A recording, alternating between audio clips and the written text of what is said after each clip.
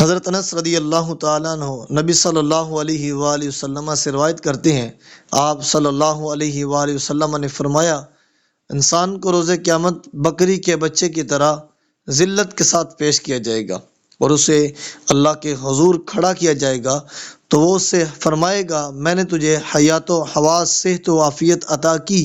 میں نے تجھے خادم ملازم عطا کیے اور انبیاء کتب نازل فرما کر تجھ پر انعام فرمایا، تو نے کیا کیا؟ وہ عرض کرے گا، رب جی میں نے اس مال کو جمع کیا اور اس کو بڑھایا اور جتنا تھا اس سے زیادہ چھوڑا، تو مجھے واپس بھیج، میں وہ سارا تیری خدمت میں لے آتا ہوں۔ اسے کہا جائے گا، تم نے جو آگے بھیجا تھا وہ مجھے دکھاؤ، تو وہ پھر وہی کہے گا، میں نے اسے جمع کیا، اسے بڑھایا اور وہ جتنا تھا اس سے زیادہ اسے چھوڑا، لہٰذا تو مجھے واپس بھیج، میں وہ سارا تیری خدمت میں لا حاضر کرتا ہوں۔ چنانچہ وہ ایسا بدقسمت انسان ہوگا جس نے کوئی نیکی آگے نہیں بھیجی ہوگی، اسے جہنم کی طرف بھیج دیا جائے گا۔